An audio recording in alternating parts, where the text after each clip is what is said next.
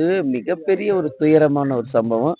சென்னையிலேருந்து நாங்க இங்க வந்தாலும், ஏன் இங்க தேடி வந்து அவங்களுக்கு ஆறுதல் சொல்றோன்றப்பவே தெரியுது. இது வந்து மிக மிக ஒரு கொடூரமான செயல். அந்த பிள்ளை ஸ்கூலுக்கு போற பிள்ளைய வந்து குத்துறாங்கன்னா, இத விட என்ன இருக்கு? இதுக்கு அவங்க பேரண்ட்ஸ் சொல்றாங்க, எப்பயும் தண்ணிய போட்டு கஞ்சா போதையில சுத்திட்டு இருப்பாப்ல. இந்த மாரி டார்ச்சர்ன்றது எங்களுக்கு தெரியாம போச்சு. அதான் நான் சொல்லியிருக்கேன். போலீஸ்க்கு போய் கம்ப்ளைண்ட் பண்ணுங்க. ஈவ் டீசிங் இன்னைக்கு போக்சோ சட்டம் என்று கடுமையான சட்டங்கள் இன்னைக்கு வந்துகிட்டு இருக்கு. அதனால குழந்தைகளும் சரி, பெற்றோர்களும் சரி, ஆசிரியர்களும் பெண் பிள்ளைகளுக்கு பாடம் நீங்க சொல்லி தரணும். எஜுகேஷனோட தங்களை தாங்க எப்படி பாதுகாக்கணுன்றதையும் சொல்லி தரணும். அது மட்டும் கிடையாது. நிச்சயமாக இதை சட்ட ரீதியாக உடனடியாக கொண்டு சென்று அந்த மாதிரி யார் பண்ணாலும் கடுமையான தண்டனை வழங்கப்படணும். இதுல மாற்று கருத்தே இல்ல. அந்த பையன் நிச்சயமாக மிக பெரிய தண்டனை அவனுக்கு கொடுக்கணுங்க. அப்பதான் இனிமேல் இது மாதிரி செய்யக்கூடாது என்ற எண்ணம் இருக்கின்ற அனைத்து இளைஞர்களுக்கும் வரும். இது தவறான ஒரு முன்னுதாரணம். இது தேசிய முற்போக்கு திராவிட கழகத்தின் சார்பா நாங்க வன்மையா கண்டிக்கிறோம். போதைப்பொருள் விற்பனை அதிகரித்ததா ஒரு குற்றச்சாட்டு. ஆமாங்க. தமிழ்நாடு முழுக்க இது மாதிரி ஒரு கலாச்சாரம் இப்போ புதுசா உருவாயிருச்சு. முன்ன டாஸ்மாக் இருந்தது, கள்ளச்சாராயம் இருந்ததுங்க. இப்போ வந்து போதை, அதாவது கஞ்சா போதை விற்பனை மிகப்பெரிய அளவுல போயிட்டு இருக்கு.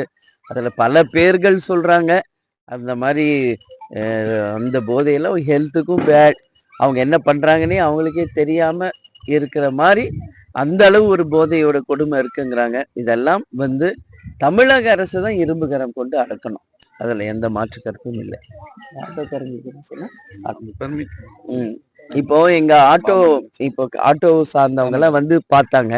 பாம்பன்ல அவங்களுக்கு பெர்மிட் வேணும்ன்றத கேக்குறாங்க.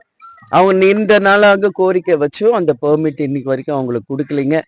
தேமுதிக சார்பா நாங்க அறிக்கை கொடுத்துருக்கோம், ஆர்ப்பாட்டம் பண்ணியிருக்கோம். அதனால உடனடியாக ஆட்டோ நண்பர்களுக்கு பெர்மிட் கொடுத்து அவங்க வாழ்வாதாரத்தை இந்த அரசு உறுதி செய்யணும்னு சொல்லி இந்த பிரஸ் மீட் மூலியமா நான் கேட்டுக்கொள்கிறேன். அதே ஆட்டோ டிரைவர்ஸ்ல நிறைய பேர் வந்து இலங்கை கடற்படையா கைது செய்யப்பட்டிருக்காங்க. அவங்க தான் அந்த கோரிக்கையை முன்வைக்கிறாங்க, வாழ்வாதாரம் தேடி. உடனடியாக அதை பண்றதுக்கு எதுவும் அழுத்தம் கொடுக்கறது இல்ல. தொடர்ந்து நம்ம மீனவர்கள் கைது செய்யப்படுவதும், அவர்கள் உடைமைகள் திருடப்படுவதும், அந்த மீனவர்களை சுடுவதும் தொடர் நிகழ்வா போயிட்டு இருக்கு. நம்மளும் இதை பார்த்துக்கிட்டு தான் இருக்கோம். எல்லாரும் அறிக்கை கொடுக்குறோம், ஆர்ப்பாட்டம் பண்றோம், உண்ணாவிரதம் உட்காரோம். ஆனா இன்னைக்கு வரைக்கும் அதுக்கு எந்த தீர்வும் வரலைங்க. நான் பல முறை கேப்டன் இருந்த காலத்துல இருந்து இங்க வந்திருக்கோம். இப்பவும் நான் சொல்றேங்க, இன்னைக்கு ராமேஸ்வரம் வந்திருக்கோம். இப்பவும் உங்களுக்கு சொல்றேன், இதுக்கு ஒரே தீர்வு கச்சத்தீவை மீட்டெடுக்கிறது மட்டும்தான். அன்னைக்குதான் மீனவர்களுக்கு உரிய பாதுகாப்பும் உறுதியான வாழ்வியலும் நம்ம அமைத்து தர முடியும். நிச்சயம் இது வந்து உடனடியாக மத்திய மாநில அரசுகள் செய்யணும்னு நாங்க கேட்டுக்கிறோம். பிரதமரை சந்திக்கிறதுக்கு வாய்ப்பு இருக்கப்ப இது குறித்து நீங்க வலியுறுத்தீங்க. கண்டிப்பா. எத்தனையோ வாட்டி நாங்க வலியுறுத்தி இருக்கோம். என்டிஏ அலையன்ஸ்ல நாங்க இருந்த போதே, கேப்டன் இருந்த போதே, பிரதமர் அவர்களை சந்திக்கும் போது அப்போவே நாங்க வந்து மனு கொடுத்து கச்சத்தீவை மீட்டெடுத்து நம்மளுடைய மீனவர்களை பாதுகாக்கணும்னு பல முறை நாங்க சொல்லி இருக்கிறோம். அதனால இன்னைக்கு 2 நாட்டு பிரச்சனை.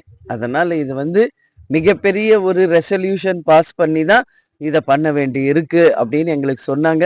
இருந்தாலும் அவரும் ராமேஸ்வரம் வரும்போது அதற்கான வாக்குறுதி கொடுத்திருக்காருங்க. சீக்கிரம் நல்லது நடக்கணும்னு நானும் கடவுளை வேண்டிக்கிறேன். போதைப் பொருள் தடுப்பது குறித்து இந்த தமிழக அரசு நடவடிக்கை உங்களுக்கு எப்படி மேம் இருக்கு? இல்ல, கண் துடைப்பு தாங்க. எந்த தடுப்பு நடவடிக்கை நடக்கிற மாதிரி தெரியலைங்க. இன்னைக்கு டாஸ்மாக் ஒரு பக்கம் இருந்தாலும் கள்ளச்சாராயம் மிகப்பெரிய அளவு போயிட்டு இருக்குங்க. அதுக்கு ஒரே ஒரு உதாரணம் கள்ளக்குறிச்சியில நடந்த கொலைகள். நீங்க பாத்தீங்க, எல்லாரும் குடிச்சிட்டு சேர்த்தாங்க. அது ஒரு பக்கம்னா இந்த பக்கம் அப்படின்னு ஏதோ பேர் எனக்கு வரல. அது அவ்வளவு தூரம் போதை வந்து ரொம்ப வஸ்டா போயிட்டு இருக்குங்கிறாங்க. சிறு பள்ளி குழந்தைகளில் இருந்து முதியவர்கள், பெண்கள், இளைஞர்கள் எல்லாரும் இன்னைக்கு போதை கலாச்சாரத்துக்கு வந்துட்டாங்கன்றது ஒரு வேதனையான ஒரு விஷயம். இது முற்றிலும் தடுக்கப்பட வேண்டும் என்பதுதான் தேமுதிகவின் கோரிக்கை. சரிங்களா? நன்றிங்க.